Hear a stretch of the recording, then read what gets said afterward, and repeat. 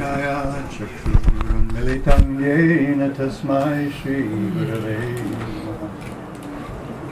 Mukam Karoti Vachalam Bhangum Langhayate Girim Chakrapatamaham Vande Shri Gurum Dinataram Shri Chaitanya Manobhishtam Sthapitam Jena Bhutale Swayam Rupa Kadamahyam Dadati Swapadantikam Vancha Kalpatarubhyascha Kripa Sindhobhya Evata Patitanam Pavanebhyo Vaishnavebhyo Namo Namaha.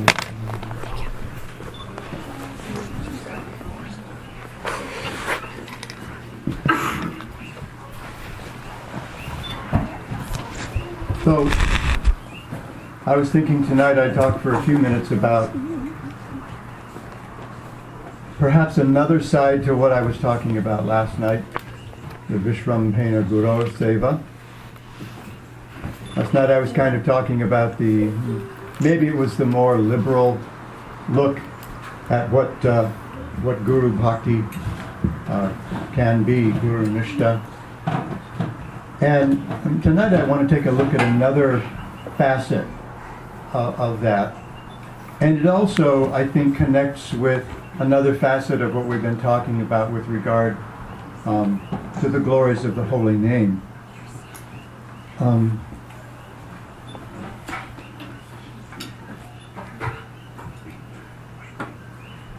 Bhakti Yoga, this is something we were discussing the other night at the studio in Honoka'a.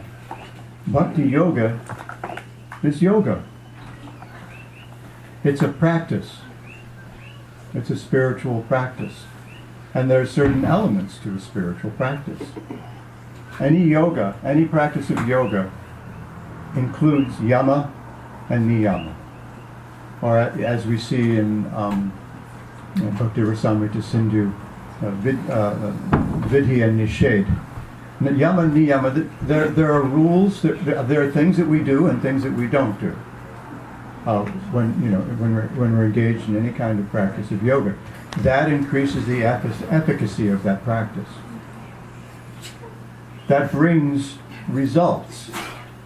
So rather than our just parading around, oh, I'm a yogi, I've got my yoga mat strapped, slung over my shoulder and my whatever the fancy brand is of yoga gear on, and I go to the most prestigious yoga studio. But there's actually a practice to yoga, and it's not just going to the studio a couple times a week. But the asana is just one part of yoga. But when we practice bhakti yoga, there are also things that we want to do to increase the efficacy of our bhakti. When we're chanting the holy name, we talk a lot about how liberal the holy name is, how munificent the holy name is. The name is more munificent than the named, right? But if we really want the name's mercy, then we approach him on his terms. Same thing with the guru. We approach guru on his terms or her terms. And that's how we do it. That's how we do it. I remember a long time ago on that island far away, I remember writing my letter to my spiritual master, petitioning him for initiation. And my request was, please engage me for the rest of my life in helping you spread Lord Chaitanya Mahaprabhu's Sankirtan movement. And he wrote back, you will be glad to know that I have very gladly received your letter, dated whatever, and that I have accepted you as your duly initiated disciple. I was glad. But I was particularly glad that he was glad. And I was hoping that it was that one thing, that was actually my sankalpa, my determination in approaching him. That I'm about serving you, I'm about representing you properly. So, and when we chant the holy names, we know that they're, if we're going to chant the holy names progressively, and any yoga really needs to be progressive. Otherwise, what is it? It's stagnant, right? We want that free flow of bhakti that we talk about, right? Because what happens in the stagnant pool? Bacteria? Even worse. Damn mosquitoes, right? When it's going to rain, make sure you if you don't put your wheelbarrow away, at least turn the damn thing over, Don't leave those tires out there. Dump them out every once in a while. You're going to leave them out in your front yard. You have to do that to be proper rednecks. Real country people roll like that, right? So at least you got to be cool. Dump the water out. But what we really want is that flow of bhakti. That according to Madhurya Kadambini, the Madhyama Adhikari, Madhyama Bhaktas, they serve as channels for Bhakti Devi, for Krishna's Swarup Shakti. And they become agents of Krishna's Kripa Shakti. And if we want that Kripa to flow, then we need to kind of keep the channel clear, keep our part of the channel clear. So we make a commitment to the Guru. We don't go to the Guru just to get the cool name. Some of our names aren't all that cool, mine wasn't. At least didn't seem like to me. Seemed like I was going to be, all of a sudden, I was going to be my least favorite name for the rest of my life, Bob. We don't go for the cool name, or the neck beads, or the sense of belonging, although those things are all there, and there's nothing wrong with them. But that's not what it's about. It's about opening our hearts to that flow of Kripa, opening our hearts to Bhakti Devi on her terms. On her terms. So we make a commitment to engage in certain activities and avoid certain activities in order to increase the efficacy of our chanting. Because if we're not, if the Guru tells us don't do this stuff and do that stuff, and we say, oh yes, I'm going to do that for the rest of my life, and as soon as he's out of sight, we go back to our old ways. What's that? Namaparad. Gurura Vigya. Neglecting the Guru's instructions. So we actually express our love for the Guru, not just by the things that we say, but by the way we behave all the time. And not just when everybody can see us, not even necessarily when anybody can see us. Perhaps even more importantly, when nobody can see us, because guess who's watching? Our ever well-wisher and our eternal companion and friend.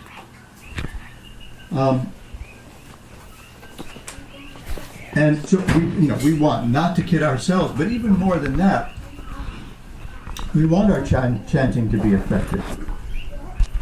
It's fun. It's actually very wonderful and beneficial in so many ways, psychologically, physiologically, emotionally, to get together and sing, as I mentioned the other night. But that's not just what we're here for. That's there, but it's a side effect. It's not the Swarup Lakshana, the Tatastha Lakshana. Thank you. It's a nice thing. But why we really chant is to open our hearts to Krishna. Just like some of the kirtaniyas that we see around the world. Madhav is probably most famous for this. imploring the devotees. Chant with your heart. Achyuta Gopi too, she will say, with your whole heart. She's like 5 feet tall and she's got this voice bigger than this room. And then she'll call out, with your whole heart. Loud, oh, that's better. But it's not just the volume, through the diaphragm, through the larynx and all that stuff. It's really, they're really telling, chant from here, feel your heart, go there and chant from there. And feel our relationship with our spiritual master, because we want just not the efficacy of the chanting for our own sake, but this is the Sankirtan movement. Parang Vijayate Sri Krishna Sankirtana, Lord Chaitanya says. This is supposed to conquer everything. And our business is to become progressive devotees so that we can all become agents of Krishna's Kripa Shakti. And that is a lot more likely to happen when we take the yama and niyama of this particular yoga more seriously.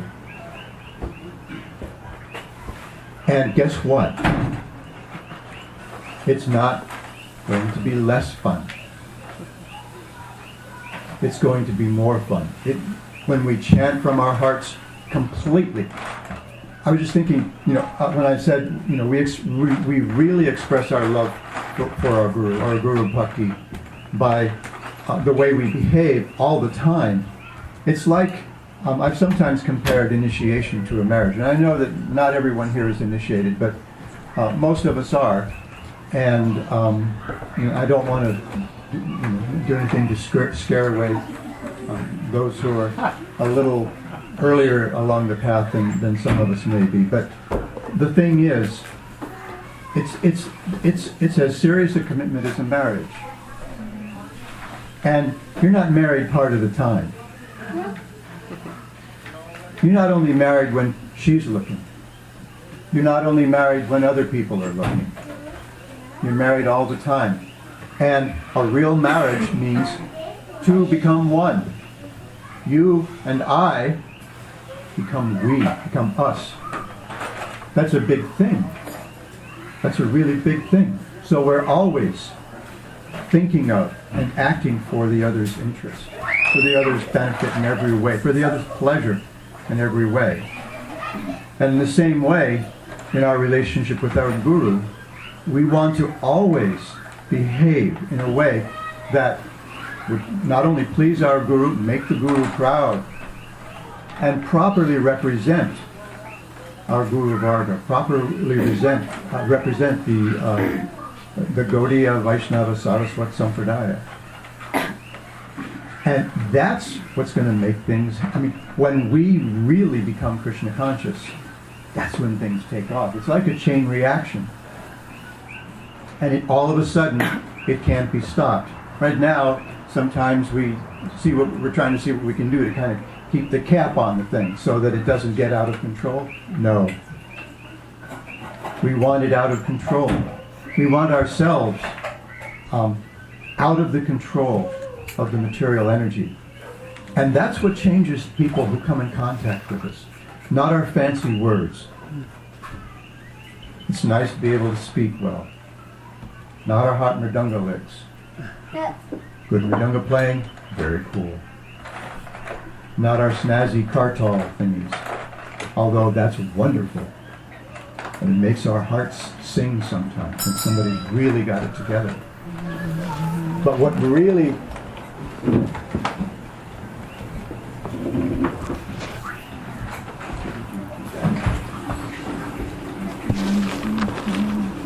will really affect the change is when we let our hearts change, because the people who come in contact with that are going to feel it and they're going to become infected. For a long time, it has seemed to me that real preaching means an overflow of Krishna consciousness. You just can't contain it. So anyone who gets close enough just gets some on them. That's the way it goes. But that only happens when we actually have that overflow of real Krishna consciousness And it only happens when we actually commit ourselves to the yama and niyama of this particular yoga, the Sankirtan yoga. And then when that happens, then Param Vijayate Sri Krishna Sankirtanam, it becomes victorious over all the anarthas in our heart. And those are something we have to deal with. I remember one brahmachari asked me a few months ago down in Costa Rica. He was reading Madhurya Kadambini about the stage, all the things we have to, all the aspects of Anartha Navritti. And he asked me, Utsaha Mahi and all the others, and he says, Maharaj, how do we avoid these things? And I just went, I was actually stunned. It took me a moment, and I just looked at him and I said, Prabhu, we don't. That's why they're there. That's why Chakravarti Thakur explained them so carefully in Madhurya Kadambini, so that when they come, we can confront them and we know how to deal with them in the association of devotees. So what we want to do here with this community, I mean, what's community about? It's mutual support. And what are we supporting each other in? Sankirtan yoga, real Sankirtan. So I think it's that we'll become an even better community if we actually commit ourselves to each other, to support each other in real progressive Krishna consciousness. And you see this little island in the middle of the ocean change some. I think it would be an interesting experiment to try. I think we have an awful lot going for us, and the thing is, the reason I bring this up is because we all know these things. Have I said anything new in the week that I've been here? Maybe a little much about glassing surfboards or something. But other than that, I mean, there's nothing here that almost everybody here hasn't heard probably more times than they would care to count. But if we remind ourselves and we really create that atmosphere that's supportive of that, then that really honors our gurus. That really expresses genuine guru bhakti. The Valentine's gift on February 14th, that's nice. That's a nice gesture. Don't blow it. And there's a few Shakespeare sonnets that might be really cool too. Right? But that's not love. That's not a marriage. Same thing with the anniversary, right? Guys, don't do it. Make sure you got something on your phone or whatever that reminds you it's coming up. Don't forget that one. But that's not the whole thing. Because you're married 24 hours a day, 365 days a year for all those years. And it's the same thing with our relationship with the spiritual master and our relationship with the Supreme Personality of Godhead, Sri Bhagavan. And the relationship will be a lot more fun if we make that commitment and do everything we can to honor it every minute of every day. The best we can anyway. But we have to actually, make that. We have to actually try. We don't have to say we're trying. So we have to actually, it takes a little sweat. Any yoga takes, there's a little sweat. It doesn't have to be Bikram yoga or any generic hot yoga or whatever. There's a little sweat involved. And the same thing with some kirtan yoga. Not just the sweat we work up when we get the kirtan cooking, but the sweat that comes from our heart. Really, really loving our spiritual masters and actually representing our family in the best way we possibly can. And we're not perfect, but we keep trying. If we keep trying, we'll make progress. It's like anything. If you're a runner and you get injured and you stop running for too long, after a little while you don't feel much like a runner. And the longer you're out, the harder it is to get back on the road. I know this for a fact. The harder it is to get back out on the road. But if you get out there and you run those 15 miles a week, you run those 3 or 4 days a week, every week, then you become a better runner. You increase your endurance, increase your speed, and it becomes more fun for you. getting back on the road, that's not fun. It's hard work, it's embarrassing because you know you're slow and you're stiff and all those things. But once you get back into the groove, you get back into the flow, then it's fun. And it's the same thing, you know, with our kirtans. Our kirtans will become exponentially even better. The more we commit ourselves to, and we should do, progressive means we make a stronger commitment every day. Because working through that stage of anartha vritti, just to get to nishta, it's a marathon, not a sprint. So it requires a little commitment. It looks like I did the soapbox thing again. Thank you. Now a little nectar from Maharaj.